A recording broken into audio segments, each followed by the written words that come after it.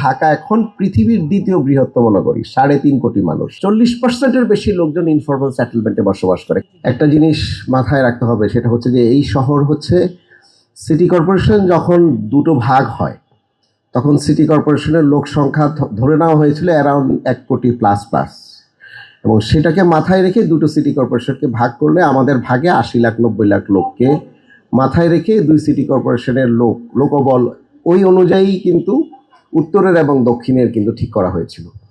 এর মাঝখানে অনেক লোকজন রিটায়ারমেন্টে চলে গিয়েছেন, মারা গেছেন, আপনার ডেপুটেশনে ছিলেন, চলে গিয়েছেন, এবং প্যারালালি দক্ষিণটাও বড় হয়েছে কারণ অনেক জায়গা বড় হয়েছে, উত্তরটাও বড় হয়েছে।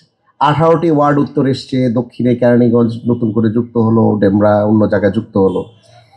এবং শুধু এলাকা যে বেড়েছে তা না, এলাকার সাথে সাথে সার্ভিসগুলো বেড়েছে। দেখেন, বর্জ্য ব্যবস্থাপনা অনেক বড় হয়েছে, একটা লোকও নতুন করে আমরা দুপক্ষ কিন্তু নিতে পারিনি।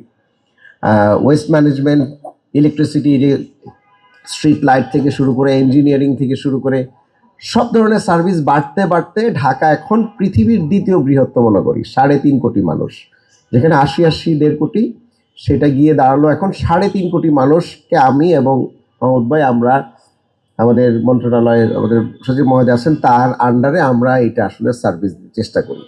তো মানুষ যখন থাকে না সার্ভিস দেওয়ার মতো, তখন অভিযোগগুলো যখন আমাদের কাছে আসে, আমরা এটা একটা বড় চ্যালেঞ্জ, আমরা এটাকে কিভাবে মিনিমাইজ করব।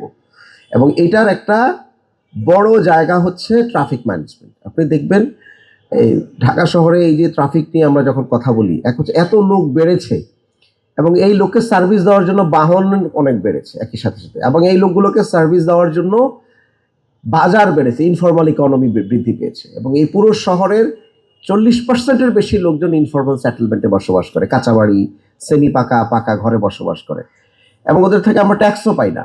এটা হচ্ছে একটা বড় বিষয়। আবার সার্ভিসটাও দিতে হয়, বর্জ্য ব্যবস্থাপনাও দিতে হয়, এর সাথে ইনফ্রাস্ট্রাকচার তৈরি করতে হয়। Bashundhara public school and college 2026 শিক্ষাবর্ষে ভর্তি চলছে। ইন বিটুইন আপনারা এই ইন্টারিম গভর্নমেন্টের সময়, আমরা যেহেতু ইন্টারিম গভর্নমেন্টের একটা বড় চ্যালেঞ্জ অ্যাডমিনিস্ট্রেশনের সাথে কাজ করার ক্ষেত্রে, সেটা হচ্ছে ঢাকা আলটিমেটলি তো লার্জেস্ট মেগা সিটি হবে 2030-এর মধ্যেই। এখন পৃথিবীতে 1 নম্বর, পরে এটা 2 নম্বর, পরে 1 নম্বর দিকে যাবে। এবং এই মুহূর্তে ঢাকাকে আপনি যদি অ্যাড্রেস করতে হয়, তাহলে ঢাকার দুটো জিনিসকে অ্যাড্রেস করতে হবে। একটা হচ্ছে যে ডেফিনেটলি এটা স্ট্রং অর্ডার, ল অ্যান্ড অর্ডারটাকে স্ট্রং ল অ্যান্ড অর্ডার তৈরি করতে হবে। 2 হচ্ছে ইনফ্রাস্ট্রাকচারের ক্ষেত্রে মিনিমাম কিছু তো করতেই হবে। এবং সেই ক্ষেত্রে আপনারা দেখেছেন যে আমাদের যে উপদেষ্টা মহোদয় আছেন এবং যারা আছেন, এরা মিলে চিন্তা করেছেন যে প্রথমেই ঢাকার ট্রাফিক নিয়ে কথা বললে প্রথম কি জিনিস নাই, সেটা হচ্ছে যে ট্রাফিক বাতিই ছিল না। এই 5ই আগস্টের আগে আসলে ট্রাফিক সিস্টেমটাই তো ছিল না, কোনো বাতি ছিল না, রোড মার্কিং ছিল না, বাসটা কোথায় থামবে, কি করবে না করবে, কোন জায়গায় থামবে না, এই কোনো কিছুই কিন্তু গত 13 বছরে এত ডেভেলপমেন্টের গল্প আমরা শুনেছি, কিন্তু এই বেসিক কাজগুলো হয়ে যাওয়া উচিত ছিল। এবং সেটা আমরা 2 সিটি কর্পোরেশন, মঈন স্যার এবং হাফিজ স্যার আছেন, এবং আমাদের ফজল করিম স্যার ছিলেন, ওনার তত্ত্বাবধানে আমরা সকল ডিপার্টমেন্ট মিলে 2 সিটি কর্পোরেশন আমরা কিন্তু ঢাকায় বড় যে করিডোরটা আছে হাইকোর্ট থেকে শুরু করে এয়ারপোর্ট পর্যন্ত, সেখানে আমরা নতুন ট্রাফিক লাইট সিস্টেম চালু করেছি, আপনারা দেখেছেন। এবং 2 সিটি কর্পোরেশনেই আমরা রোড মার্কিংটা কমপ্লিট করেছি, কোথায় এখন বাস থামতে হবে এটা আমরা জানি, এগুলো এবং অন্যরাও জানে, ট্রেনিংগুলো আমরা কন্টিনিউ করছি।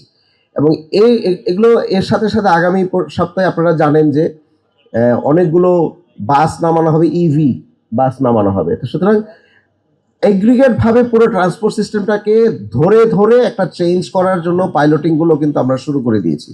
ওইটারই ধারাবাহিকতা হচ্ছে এই যে বাংলার টেসলা নাম দিয়ে যে ক্রাইসিসটা আমরা এখন আছি, এটা তো একটা মানে রীতিমতো মানে আনরুলি অবস্থার মধ্যে চলে গিয়েছে। তো সুতরাং সেটা আমরা কিভাবে করব, সেটার একটা দীর্ঘমেয়াদী রিসার্চ বুয়েট করেছে, সেটাকে মন্ত্রণালয় এন্ডোর্স করেছে, করে আমরা এখন একটা নিয়মের মধ্যে আনতেছি।